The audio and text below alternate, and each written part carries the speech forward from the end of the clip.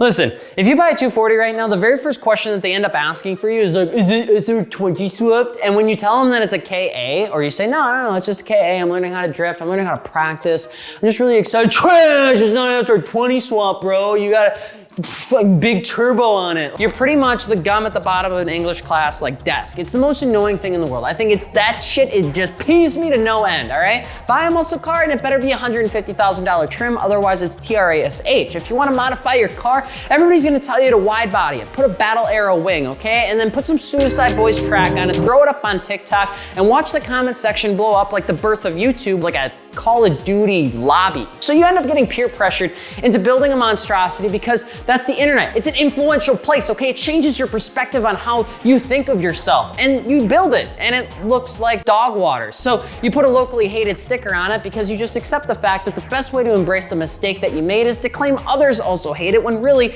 it's just you. It's not locally hated. It's personally hated. By you. I'm Alex, Alex.Martini with 2 underscores because Alex.Martini won't respond to my messages. And today we're talking about some simple things to build a cool car that doesn't include a wide body and it doesn't include you needing to stand on your windshield to be cool. Now you can, if you want to, but you won't have to have a cool car.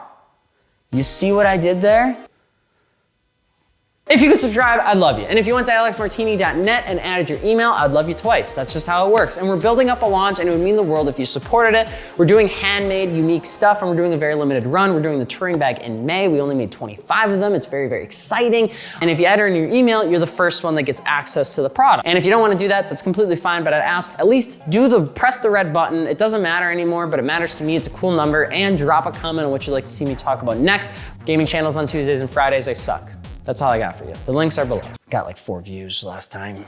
It's painful to watch those numbers. What determines a cool car? Really, when you start off at the basics, I'm gonna be really biased here, but I think it's simplicity in its modification. There's a ton of cool stuff out there, and there's some really aggressive stuff out there. But if you jump into it, and like the popular stuff like the E30, Skyline Supers, and more, you're gonna find a lot of people love a lot of the simple stuff. I mean, even with the over fenders and the wide bodies, you'll notice that even when they do that, if they keep it super clean and minimal, a lot of people have a tendency to love that. And there are also a lot of unique builds out there that I would argue command even more attention than some of the popular platforms out there right now. Now, I know it's 100% opinion, and I could be completely off my rocker here. Have you ever seen like a late 60s or early 70s Mercedes Vert on bags and a clean interior? It speaks to you.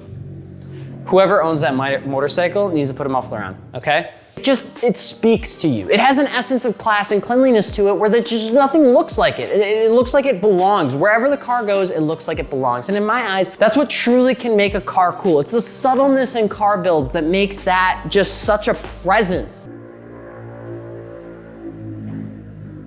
Shift.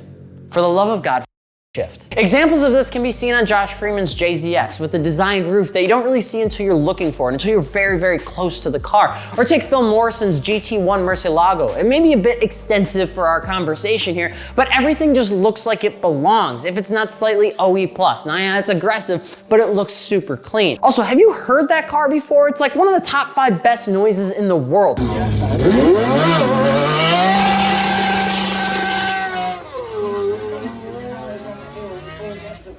Right next to the sound of a box sliding into a slightly larger box, which I'm not sure there's anything that can beat that noise. The fact that when you start building a whole car and keep the whole car in mind with your modifications, a lot of times you'll find greater success with the car looking proper. Like it just looks good. And regardless of the platform, that's why a lot of times people like shit that they typically wouldn't like. That's why a lot of times people have a lot of respect for clean, classy, extensive builds, because even if they're basic, they look really good. A lot of times people will use those cars as the examples as to why they wouldn't buy a supercar, but really it's just a really well done project car.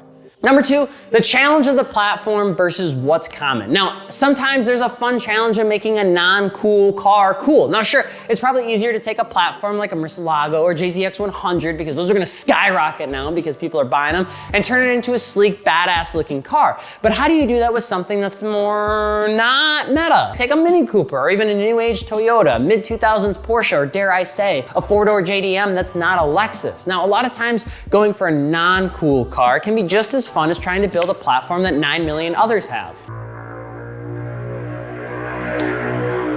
shift. Now, there's a lot of cool stuff out there. Go look at Top Rank's website or just Wikipedia and spend a night having a martini. Alex.FI martini, it was like 200 scores at the end.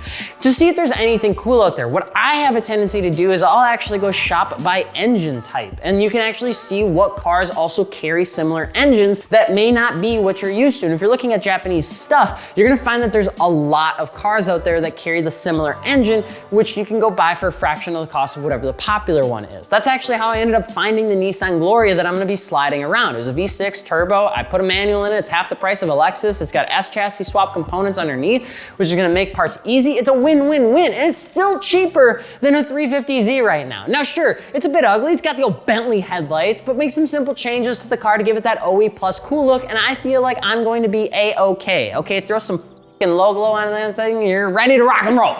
But let's say you already have your car and you wanna make sure what you're building isn't just a fad or gonna look like big hot doo-doo.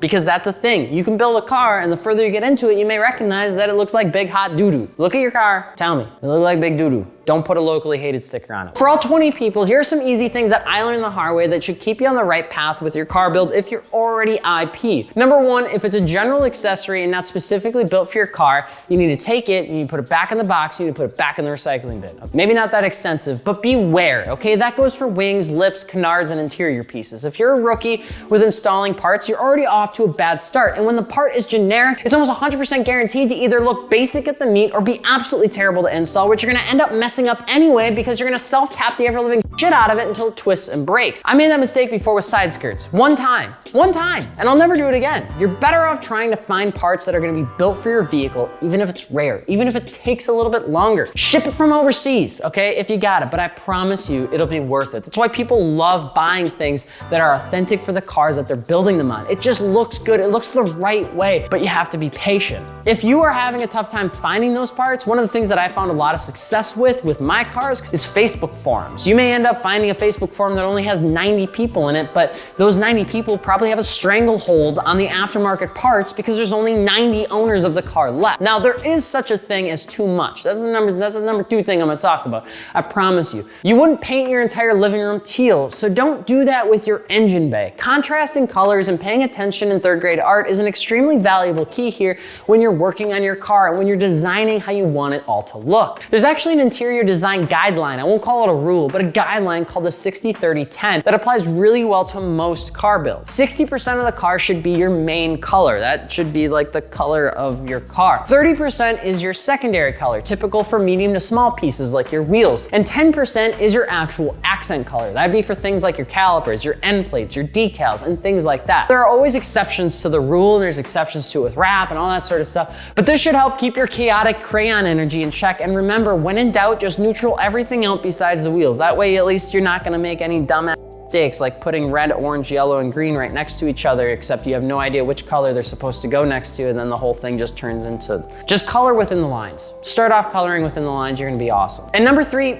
it's a process, so be patient. The only people that can overhaul cars and their builds in a few weeks are people with massive sponsors, shops that back them with multiple people, and having like a full-on team. Don't fall for that trap that you think you need to do that too, because it's just gonna be bad for you. It's bad for your mental health, and also your car is gonna suck. When you rush it because you think you should, you'll end up cutting corners and things that just will start to show. You'll start to see it. And I made that mistake with my car, and I've done it before in the past, and I still end up doing it every once in a while. So don't hear me say this like I'm sitting here doing a 5-year build. Any of that, you just need the Quizlet answer to all of this. Like, you just want to go out there and be like, I want to be the coolest cat, get a 1972 Mercedes-Benz on triple chrome OE wheels and air suspension. You'll be done. You don't have to worry about it. No tint, no rust, you'll win automatically. Keep the chrome clean, I'll love you. And if you have one of those for sale, I will happily drive my Mary down there to pick it up. But what do you think? If you do have a car and you want me to rate it, drop your IG in the comments below or send it over on TikTok, which is the same Alex.Martini with 2 underscores. Let me know what you should talk about next. And as always,